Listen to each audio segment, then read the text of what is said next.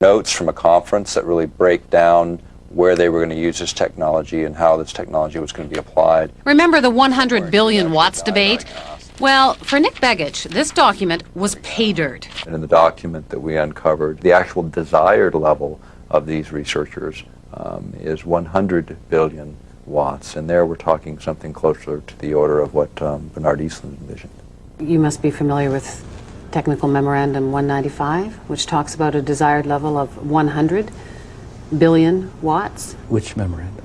Technical Memorandum 195. I'm not familiar with that number. Well, it's about 600 pages,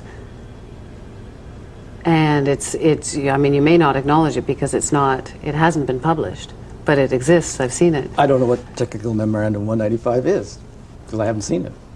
This is a published document. It's non-released. And it's the word games that John Heckscher plays and the word games the United States military plays. And it's the word games they continue to play, and those are the things that need to end. Zap incoming missiles, disrupt global communications, and engineer the weather. And ready? There's one more. Some people believe the technology being tested here could be used for sinister projects involving humans. Radio waves messing around with people's brain waves. And guess what?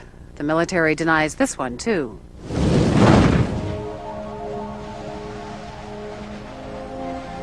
The human mind is subject to being affected by radio frequency energy, and that's what this device is. In other words, you can move the moods of large populations using this kind of technology. So now we have not just maniacs in the Pentagon, but a bunch of Dr. Strangeloves? Pretty weird stuff.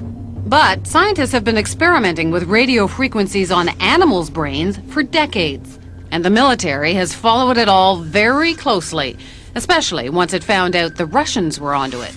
It was all kept a deep, dark secret by the two superpowers.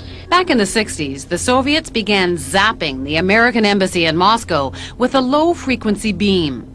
No one knows for sure what they were up to, but one theory is that they were trying to mess with people's central nervous systems. And one report did say the diplomats got depressed a lot. And hey, just think of all the nifty applications against the enemy. Why blow people up when you can drive them crazy? From documents dating back into the early 80s, we see that the military had discussed the possibilities of mind control through radio frequency energy. The possibility is there. The military has studied it. A 1982 Air Force report called radio frequency energy a major new research initiative and said that RF can, quote, disrupt normal purposeful behavior. A 1987 military report called for more research on RF energy as a non-lethal weapon, while pointing out that most of the existing technology is classified. And sure enough, in 1993, there was a big conference at Johns Hopkins University. Here, the entire conference was classified. But the agenda wasn't, and weapons using extremely low radio frequencies, or ELFs, were listed as a very attractive option. Is it just a coincidence that there's been all of this talk and that HAARP will be experimenting with this? Is that all just coincidence? I believe the ability of ELF to affect the mind is a side issue for us. It may be real. I can't say. It's been exceedingly difficult to find information on what is supposed to be a major new initiative of the military. All we see is HAARP. Well, then I'm being kept in the dark, if that's the case. The question is, could they, would they? And we believe they can, and we believe they will. Somewhere, at some point, all of this technology merges at some level within the Pentagon, and it happens to be in Alaska, and it happens to be now. It isn't just conspiracy theorists who are concerned about HAARP. In January of 1999, the European Union called the project of global concern and passed a resolution calling for more information on its health and environmental risks. Despite those concerns, officials at HAARP insist the project is nothing more sinister than a radio science research facility.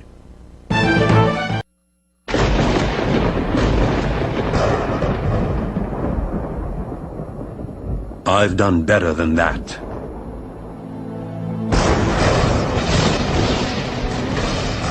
You'd think you'd know his name. Every time you switch on a light or turn on your radio, his contributions are as far-reaching as those of Albert Einstein, Isaac Newton, or even his nemesis, Tom Edison. This mysterious, tall, dark Serbian invented alternating current, wireless communication, the modern electric motor, basic laser and radar technology, X-rays, neon, robotics, remote control and cellular technology, and even Star Wars tactical warfare, all over 100 years ago. Yet today, who's ever heard of Nikola Tesla? How could history overlook such an incredible legacy? During his last moments on Earth, he no doubt asked himself the same question. Lying in a forgotten hotel room, alone and penniless, now 86 years of age. This is where our story begins.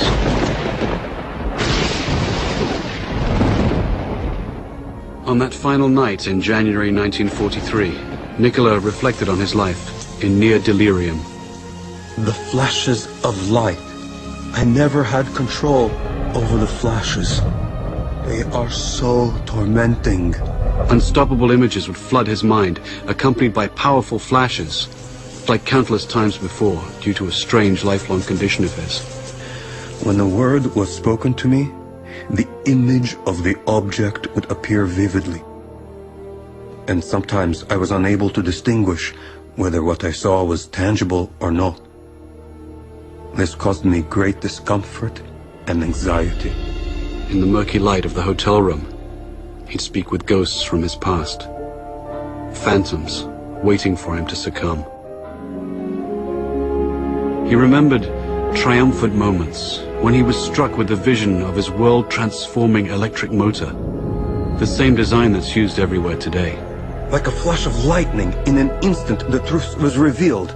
He was so sure of his breakthrough that he felt compelled to share it. He sailed for New York City, the seat of the modern world. Soon he'd become the quintessential American success story, transforming himself from a penniless immigrant into a legend of his time.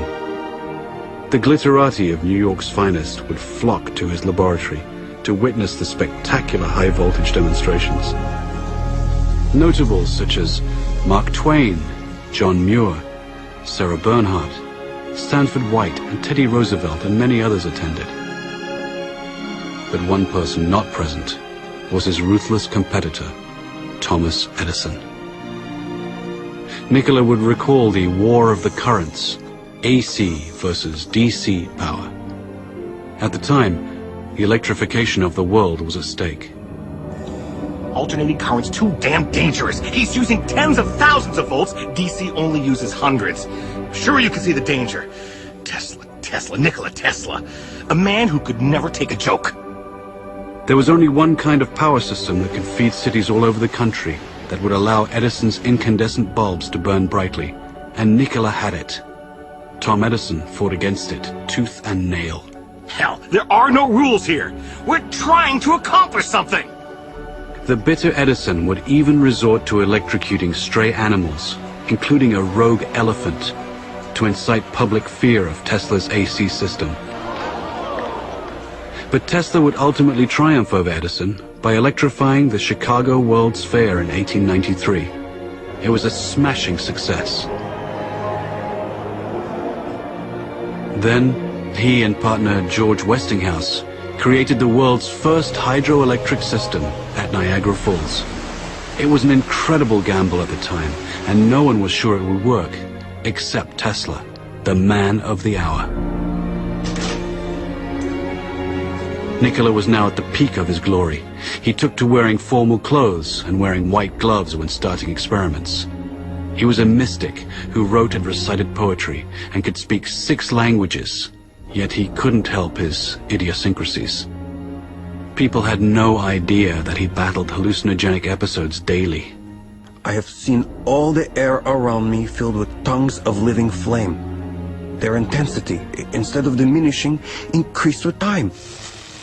He was also described as a maniac for cleanliness, and would avoid handshakes, and fought an array of deep-seated phobias and compulsions. All repeated acts or operations I performed had to be divisible by 3, and if I missed, I felt impelled to do it all over again, even if it took hours. He learned to control his runaway mind with supreme discipline. Tesla's unquenchable fire drove him onward. Nikola would soon engage the biggest fish in the pond while undertaking his greatest venture, Wardenclyffe.